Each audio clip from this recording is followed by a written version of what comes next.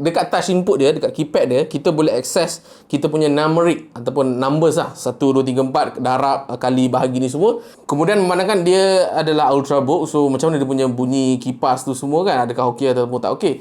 Dia tak sebising macam Asus yang high end yang saya review sebelum ni. Dia pun takkan sampai tahap bising macam Lenovo Legion saya. Hello, selamat datang ke Cikgu Luan, saya Pergel, saya Yotan. Hari ni saya nak review satu laptop, nama dia Asus ZenBook 14 Flip OLED. Alright.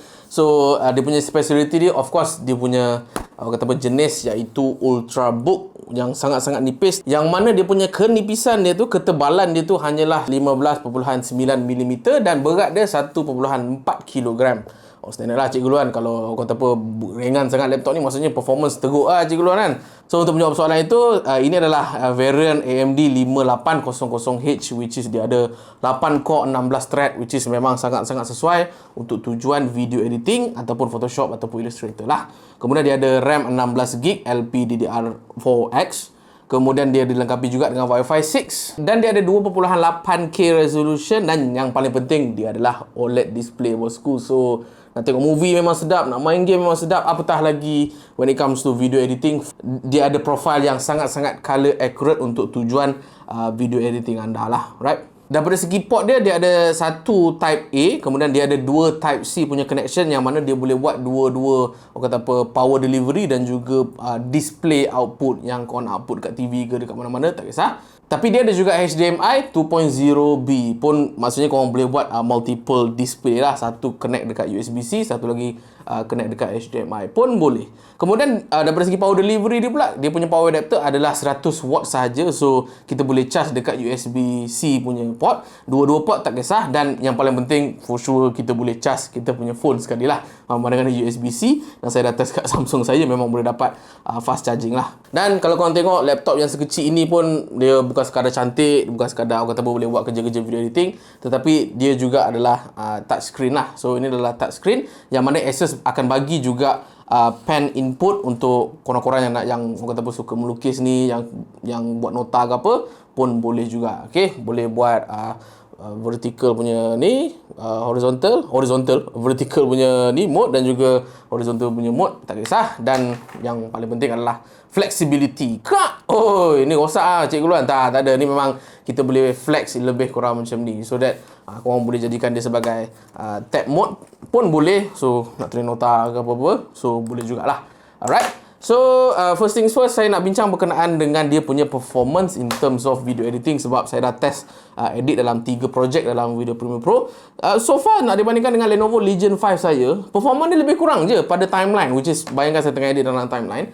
Dia punya performance sangat-sangat tak ada beza sangat lah. Walaupun Lenovo saya tu 32GB RAM, yang ini 16GB RAM. Saya rasa Lenovo tu laju sikit lah, tapi saya tak rasa it's a big of an issue.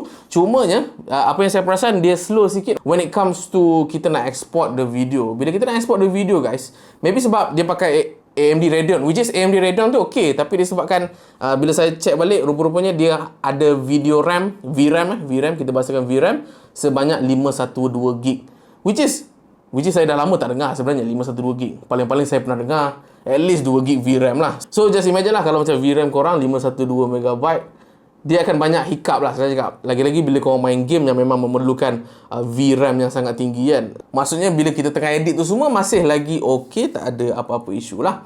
Kemudian daripada segi gaming, macam saya cakap, disebabkan dia pakai VRAM 512MB bukan gig so 512MB. So dah lah dia punya core dan juga memori dia agak rendah. At the same time VRAM dia rendah, so kita hanya boleh main game yang, let's say lah, yang baru ni saya main Psychonauts 2. Walaupun tak adalah graphically intense sangat, tapi kita terpaksa turun sampai 1080p dan letak semua lowest. At the same time resolution scale pun kita kena dapat below daripada 70% hingga 50% lah. So gambar yang diproduce tu akan a bit blurry. Bukan a bit lah, banyak jugalah blurry, sebab dia punya base resolution ni adalah 2.8K, korang turun lagi 1080p turun lagi resolution punya scaling. So I would say 3D rendering itu di render saya rasa maybe 720p lah. So nampak macam jaggy-jaggy sikit. Tapi dia macam counter balik dengan screen OLED tadi lah. So bila kita main Psychonauts, which is memang lawa gila, dia punya grafik, dia punya art style dia. So bila korang main guna OLED display nak dibandingkan dengan IPS display yang ada pada Lenovo Legion saya rasa lagi pleasing lah. Kemudian memandangkan dia adalah ultrabook, so macam mana dia punya bunyi kipas tu semua kan, adakah okey ataupun tak okey. Dia tak sebising macam Asus yang high end yang saya review sebelum ni. Dia pun takkan sampai tahap bising macam Lenovo Legion saya. Walaupun saya dah letak performance mode tak kat mana pun, kipas tu berpusing secara memadai lah. Maksudnya dia tak mengganggu sangat lah. Orang kata apa, dia bunyi bising macam jet ke apa, tak ada.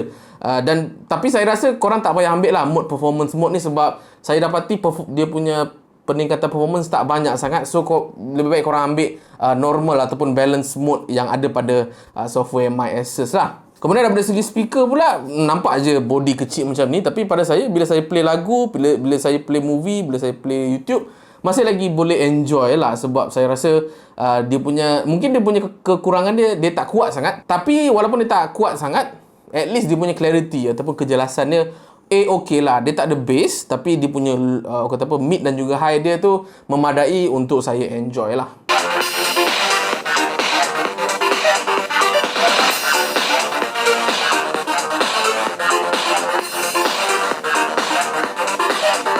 Kemudian typing experience, mula-mula saya tak berapa nak minat sangat lah keyboard layout yang Asus buat. Tapi bila saya dah review 2 laptop daripada Asus ni, saya rasa this one particular laptop yang datang daripada ZenBook Flip 14 OLED ni, dia kena pula dengan jiwa saya. Sampai tahap lepas minggu saya guna, saya dah rasa macam selesa dan kurang typing error lah. Dan tak tahu lah, tapi saya memang suka lah yang model ni nak dibandingkan dengan model yang high end yang saya pernah review sebelum ni. Saya pun tak tahu kenapa, maybe sebab dia kecil kot. Dan saya memang suka laptop yang kecil-kecil macam ni. Dan bila ada layout yang saya rasa okey, dia punya spacing tu okey, dia punya tactility tu okey, dia tak bising sangat tu semua, saya rasa it's good lah for me. Lagi-lagi you guys yang jenis let's say lah kerja kerani ke apa, banyak buat Excel sheet tu semua, it's okay for you guys. Dekat touch input dia, dekat keypad dia, kita boleh access kita punya numeric ataupun numbers lah, 1, 2, 3, 4 darab kali bahagi ni semua. Korang just tekan je butang ni on off, dia bagi tahu situ press 1 sec. Kemudian dia ada juga orang kata apa, press for brightness control, slide for calculator, which is sepanjang saya review, saya dah tekan dah benda tu, tapi tak boleh on juga dia punya brightness control. Saya pun tak sure sebab apa. Cumanya yang saya pelik, kalau slide to calculator, saya slide dia punya tu kan, dekat slide tu boleh pula buka calculator. So saya tak tahu what's going on. Dan dia ada backlight tau. So kalau korang tekan on, nanti dia ada backlight, so korang boleh tekan macam biasa. Cumanya saya tak berani nak buka orang kata apa, dia punya aku kata stiker ni, sebab yang ini hanyalah semata-mata loan unit. So saya tak nak ganggu the overall experience yang mungkin Asus nak bagi dekat YouTuber lain ke kan. So tiba-tiba saya dah peel out, saya tak nak lah buat benda-benda macam tu kan. Dan satu lagi, dia ada fingerprint scanner yang terletak pada power button dia, which is saya juga first time test laptop yang ada fingerprint, which is so far okay dengan menggunakan Windows 11. Dan Asus pun ada bagi juga pouch yang macam ini. So yang ini pen yang diberikan oleh pihak mereka untuk pihak Asus. Kita boleh just masukkan je kita punya pen dekat sini. Kemudian bolehlah masukkan korang punya laptop dekat dalam ni. So memang dia ultra slim lah. I think saya memang suka gila lah produk ini, right? So overall conclusion kepada you guys yang macam bekerja dalam bidang multimedia, yang memang menggunakan software yang CPU intensif, tapi dia nak orang kata apa, laptop dia sangat-sangat slim, dan juga bajet tu memadai lah. Memandangkan laptop ni pun for me quite premium jugalah dia punya price. Tapi kalau korang mampu untuk beli laptop ni, saya rasa laptop ni memang saya rasa lengkap lah. Sebab touchscreen dah ada, CPU memang dah powerful, dia portability memang gila, at the same time dia OLED, at the same time dia color accurate. So memang lengkap gila package. Dan juga saya pernah juga connect saya punya TV 4K ke dalam saya punya laptop, which is saya play orang kata apa, content 4K 60fps dekat YouTube. Tidak ada apa-apa isu. Dia punya kipas pun tak blow langsung lah senang cakap. So saya rasa this laptop is far more capable. Walaupun kita nampak 14 inches je kan, so kecil kan, tak ada apa lah. Tapi memang dia berbisa lah geng. Minus when it comes to mungkin export the video ataupun main game. So di compromise dekat situ je lah. So kalau macam korang nak tahu lebih lanjut berkenaan dengan produk ini, korang boleh tengok dekat dalam ruangan description. Saya lekatkan link di description sana lah. Itu saja daripada saya. Apa lagi guys nak tahu berkenaan dengan video editing dan video shooting tu semua, korang boleh roger dalam ruangan komen bawah supaya saya boleh buat video upon request you guys. Itu saja daripada saya. Saya Cikgu Luan, Supergirl. Kesihatan.